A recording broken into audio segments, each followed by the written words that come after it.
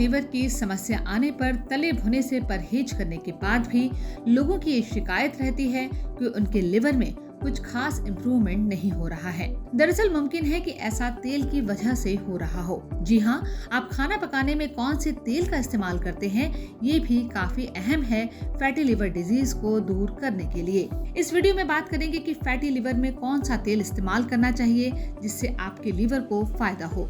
बने रहें वीडियो के अंत तक। सबसे पहले ये समझिए कि इंसान का शरीर बहुत ज्यादा फैट नहीं पचा सकता। फैट ज्यादा होने पर ये शरीर में जमा होने लगता है। ये फैटी लिवर के साथ साथ दिल की बीमारियां और ब्लड प्रेशर जैसी समस्याएं पैदा करता है। ब्रिटेन में सरकार की गाइडलाइंस कहती हैं कि किसी पुरुष को दिन भर में 30 ग्राम और महिला को 20 ग्राम से ज्यादा तेल नहीं खाना चाहिए। दरअसल तेल में जो फैट होता है वो फैटी एसिड के कणों से मिलकर बनता है। इनमें से जो फैटी एसिड सिंगल बॉन्ड से जुड़े होते हैं उन्हें सैचुरेटेड फैट कहते हैं, जो शरीर के लिए नुकसानदेह होते हैं। ये लंबी चेन वाले फैटी एसिड सीधे लिवर में जाते हैं, जिससे हमारे शरीर में कोलेस्ट्रॉल की मात्रा बढ़ जाती है। वहीं जो फैटी एसिड डबल बॉन्ड से जुड़े होते हैं वो अनसैचुरेटेड फैट कहलाते हैं। ऐसे फैटी एसिड छोटी श्रृंखला में बंधे होते हैं जो खून में सीधे घुल जाते हैं। अब आइए जानते हैं कि कौन सा तेल खाने में हम इस्तेमाल कर सकते हैं। भारत में सरसों के तेल का इस्तेमाल बहुत पहले से होता आ रहा है। फैटी लिवर के मरीज को सरसों के तेल में खाना बनाना चाहिए क्योंकि ये बॉडी के मेटाबॉलिज्म को मेंटेन रखता है। सरसों के तेल की डायफोरेटिक क्षमता बॉडी से टॉक्सिन्स को बाहर निकालने में मदद करती है। वहीं सरसों के तेल का एक फायदा और भी है और वो ये कि इसके तेल में बना खाना आसानी से पच जाता है। जैतून के तेल में मोनोसैचुरेटेड फैटी एसिड पाया जाता है जो इसे सुपर ऑयल बनाता है। इसमें विटामिन्स, मिनरल्स, पॉलीफेनॉल्स, पौधे में पाए जाने वाले दूसरे माइक्रो न्यूट्रिएंट्स होते हैं। एक रिसर्च में पाया गया है कि ऑलिव ऑयल लिवर में जमा फैट को दूर करने में मदद करता है। भूमध्य सागर के इर्द गिर्द रहने वाले लोग जैतून के तेल का भरपूर इस्तेमाल करते हैं। इसी मेडिटेरेनियन डाइट का अटूट हिस्सा कहा जाता है। वैज्ञानिकों की माने तो यही वजह है कि मेडिटेरेनियन डाइट को विश्व की सबसे हेल्दी डाइट माना जाता है। सबसे पहले क्या होता है कि fatty liver varies from person to person. अब उसमें भी फैटी लिवर क्या होता है कि वो भी बहुत सारे कैटेगरीज में डिवाइड हो, जैसे ग्रेड 1, ग्रेड 2, ग्रेड 3। अब ग्रेड 1 में क्या होता है कि आपकी जो फैट की मात्रा होती है वो कितना आपके लिवर में डिपॉजिट हो रहा है वो उस हिसाब से वो ग्रेड में डिवाइड होता है। जैसे ग्रेड 1 हुआ कि माइल्ड हुआ, ग्रेड 2 मॉडरेट हुआ, अब ग्रेड 3 सीवियर हो गया। तो अब उस हिसाब से जितनी भी लोगों 3 कैटेगरी हैं उनकी तेल की मात्रा उन तीनों कैटेगरी के हिसाब से वेरी करेगी। तो अगर हम बात करें तेल तो वही सैचुरेटेड और अनसैचुरेटेड फैट का फिर से यहाँ पे रोल आता है।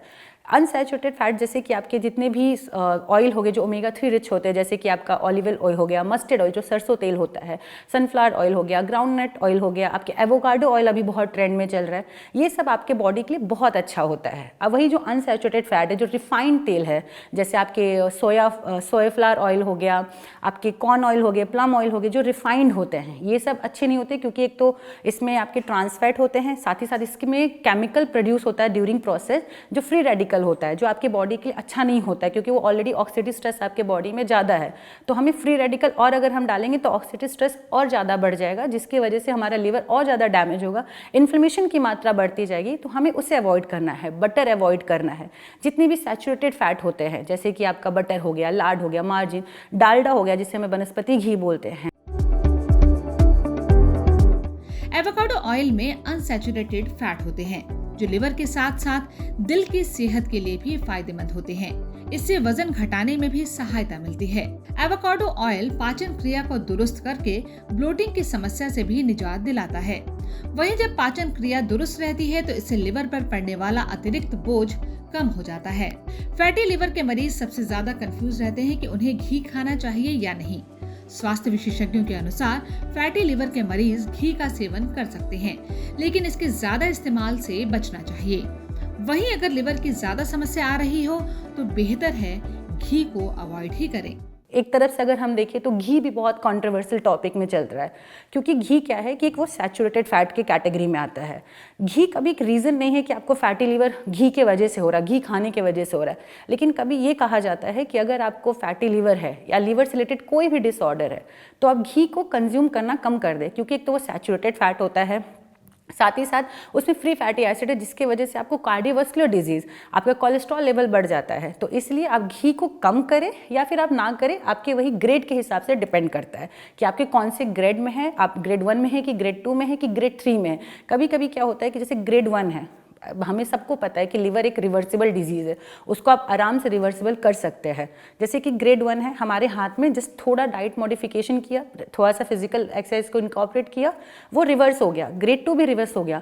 कभी कभी ग्रेड 3 बहुत ज़्यादा सीरियस हो जाता है, तो उस टाइम हमें बहुत सारे precautions, portion size, diet and exercise, बहुत चीज़ों को दिमाग में रख के, बहुत सारी चीज़ों को इनकॉर्पोरेट करके हमें उसके लिवर को रिवर्सिबल करना होता है अपने डिजीज़ को। तो ये हमें ध्यान देना है कि ऑयल भी इंपॉर्टेंट है। अगर हम बोले कि बहुत लोग होते हैं, जैसे हम बोल दें कि आप 20 ml आप ऑयल ले सकते हो, लेकिन वो भी पर्सन टू पर्सन वेरी कर रहा है कि क्या वो पर्सन ओबीज है, क्या वो पर्सन नॉर्मल है, क्या वो पर्सन अंडरवेट है, रीज़न क्या है फैटी लीवर होने का, कहीं अल्कोहल तो नहीं है, कहीं नॉन अल्कोहलिक फैटी लीवर तो नहीं है, लिवर अगर ग्रेड भी तो कौन सा है, वो सब देख के एक पर्सन टू पर्सन आपका ऑयल कंजम्पशन वेरी करता है। एक कोई सिग्निफिकेंट रेट नहीं है कि आपको इतना ही ऑयल आप एक पर डे आप कंज्यूम कर सकते हैं। तो वो मैटर करता है कि आपका क्या कंडीशन है और क्या सिचुएशन है। तेल कोई भी हो, इसे कम मात्रा में खाना चाहिए और अधिक गर्म करने से भी बचना चाहिए। वहीं बार बार गर्म करके तेल का इस्तेमाल ना करें, ये बहुत नुकसानदेह होता है। वीडियो में दी गई जानकारी पसंद आई हो तो इसे दूसरों तक शेयर जरूर करें और चैनल को अभी तक सब्सक्राइब ना किया हो तो जरूर करें।